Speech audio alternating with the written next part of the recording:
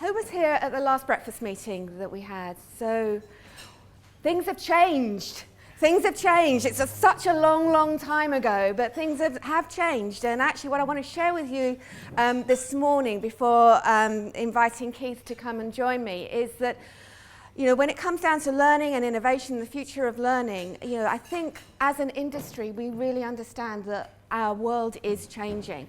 And we've just released in the last week or so the new Tools Maturity Report on embracing change. So I'm going to be drawing on a few of those ideas about how top performing organizations are starting to actually embrace the future of learning today and what we can learn from them. So what I want to just touch on very briefly, and we did look at this last time we were together, is that the world of work is changing, whether we're in a not-for-profit organization, public sector, whether we're in the heart of an environment like the financial district, which doesn't look as though it's changing.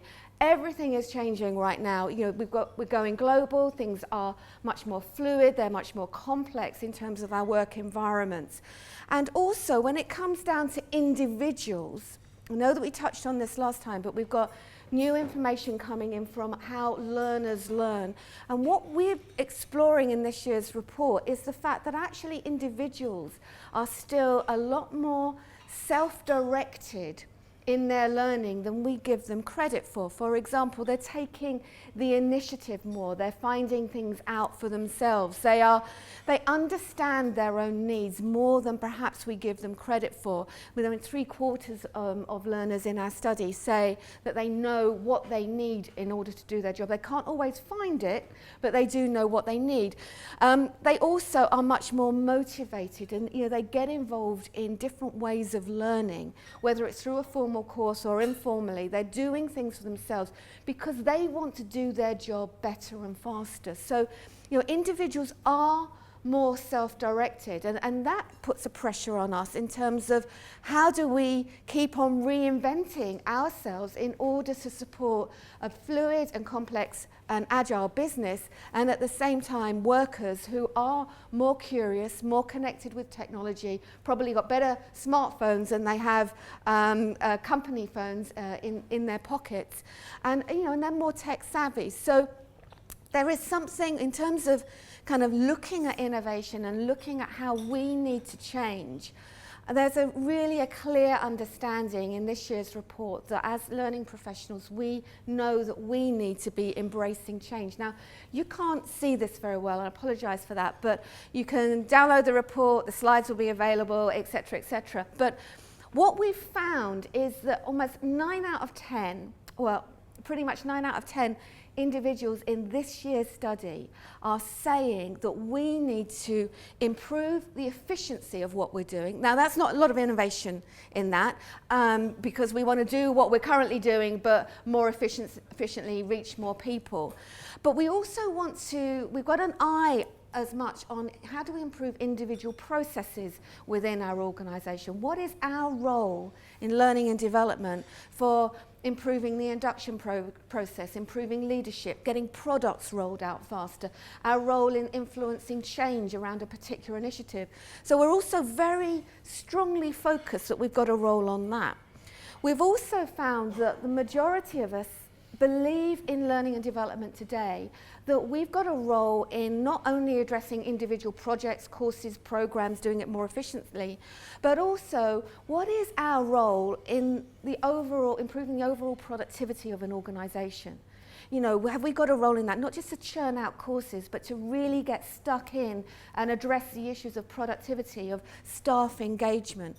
And I was really excited to see these results because, you know, I think learning and development professionals today, we've got a vision of the future of learning. We know that we need to move beyond the course into really addressing business agility, business responsiveness, and also a really strong role in influencing the culture of an organisation. I think the majority of us now realise that actually learning needs to be kind of self-sustaining. If innovation is going to come into the business, and 4 out of 5 of us want to really be supportive of innovation in the business, not just in ourselves, then we know that we need to kind of step back a little bit and not just be delivering courses, but facilitating those conversations. So there's a very strong kind of sense that I believe in learning and development now, and that's probably why so many of us are here this morning, that we need to move from doing the traditional and applying technology to the traditional way of doing courses to really stepping up. And the future of learning is about us taking that role in supporting innovation and business agility. The challenge is that we're not that good at the moment in realizing our own vision of the future of learning. We find it easier to deliver efficiency and individual projects because that's where we've come from. But we're not necessarily moving into that space, realizing our vision. So there's a little bit of a mismatch in that. And last time we were here, we talked about the top deck organizations in our study who were 2 to 3 times more likely to be addressing things like productivity and agility and stuff like that. So we looked at the results this year, and we found that when it comes down to efficiencies, processes, productivity, agility, the top deck organizations were 3 to 5 times more likely to be able to do that. So they've got something to teach us. And when it comes down to our role in really influencing the culture of change in an organization, they're 8 times as more likely to be saying, we have got in there, we've redefined ourselves in such a way that we're working on helping organizations to get that self-sustaining learning culture. So I've kind of rattled through a little bit about what the future of learning might look like and should look like, and the fact that actually some are able to achieve that faster than others. What I wanted to do before we kind of opened it up into a discussion is to look at some characteristics of these top performing organizations and say, okay, well, what are they doing differently compared with the rest of us? And one of the things that they're doing differently is that they are very, very business focused. They don't go into the organisation and say, here is my catalogue, what would you like me to add to the catalogue, whether it's online or whether it's face-to-face. But they're really focused in on identifying and having conversations about the business need. What are we trying to change here? And what do I need to do to help you, Mr. Business Leader, get to that point? So the future of learning is not just about courses, but it's about delivering value over courses, and that means having to start from a point of where our customers are at.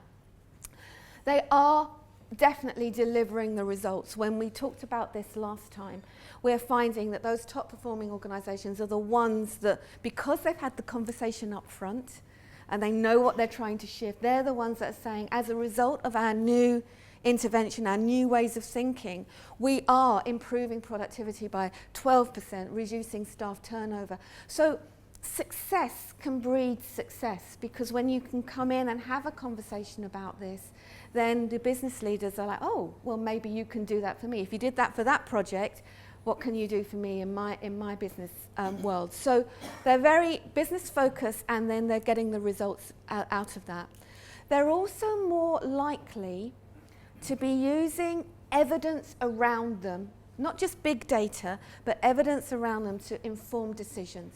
And that's one of the things that's kind of setting them apart, because let's face it, if our businesses are more agile and are more complex, things are being thrown at us all the time, that's even more so for us in learning and development. We've got a new tool every week. We've got a new, you must have this, it will change your life, whether it's a 70-20-10 or whether it's your social, your mobile, your gamification, your MOOCs were last year, but are they this year?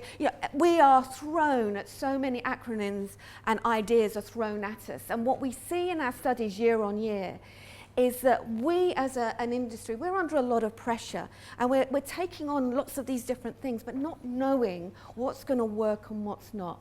And these top performing organizations are the ones who are saying, okay, well, what's the evidence of whether that will change, and using that to inform their own decision making. The other thing that they're doing is that they are, pretty much all of them are saying, our role is no longer just about delivering the course. The course might be the thing that we need to do in order to improve performance, but it might not. So let's not be shackled. Let's think broader. We've got a broader landscape. So they're very active in that area. And as a result of being active, they are more digitally minded.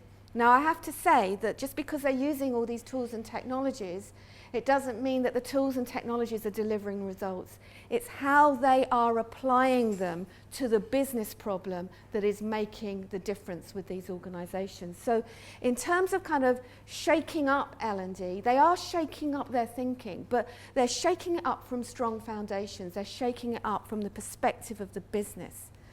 The other thing that they're shaking it up from is from the perspective of the learner, the consumer. Because actually learners today, and we just shared a little bit of our research directly with learners, they've got a lot that they're doing for themselves. And they've got a lot of choice. They're there to do a job, they're not there to learn. They want to do their job faster and better. It's the number one motivator for all learners, regardless of age, regardless of career. And there's so much choice for them. And what we're finding is that those learning teams that are moving into the future and really kind of shaking up the way that they're doing things are very much consumer oriented. Not just, oh, we believe millennials are different, therefore we have to do something different from millennials. But they're actively out there saying, regardless of your age, your role or whatever, we want to know how you do your job. How do you learn what you need to do your job? Rather than what do you think of my course? So they're very, very consumer oriented. They're almost applying marketing thinking to the learning process. You know, what is our market? Who are our customers? Where are they? How can we design something that will best meet their need? And so therefore, compared with only about 1 in 3, 30% of us are actually actively thinking about our staff as consumers, and yet they are working and living in a very consumer-oriented area. The other thing that they're doing in terms of kind of shaking up their own thinking, challenging their own thinking, not just using external data and thinking about the business and the end user as customers, but they're listening. They are willing to put down their ideas about what should and shouldn't work and involving individuals right up front with the process of their own learning and in the design. So saying, well, what do you need and how can I respond to you? And listening to that and applying their skills to the challenges of the individuals. They're listening, but they're also facilitating conversation as well. So in terms of learning and development teams being shaken up, this is a new role. This is, how do we help people talk to each other? When we've been doing work with learners, we do ask them, because are you willing to share what you know with other people? And what we find is actually, and regardless of whatever company we ask that question in, it's only around about 15% say no. 15% say, either I haven't got the time or I'm not willing to share. L&D people, by the way, only 1 in 5 of us think our staff are willing to share. So we've got this kind of hunger with our staff, they're willing to share. Some of them are doing it already, and some of them are saying, but I need help to get started. So there's a really strong role potentially for us moving into the future of how we facilitate those conversations, and the top deck organisations are definitely moving into that space. The other thing that they're doing is they're making life easier for their staff. They're not necessarily hiding everything in the depths of their learning management system so that it takes you forever to find it if you knew what you were looking for anyway.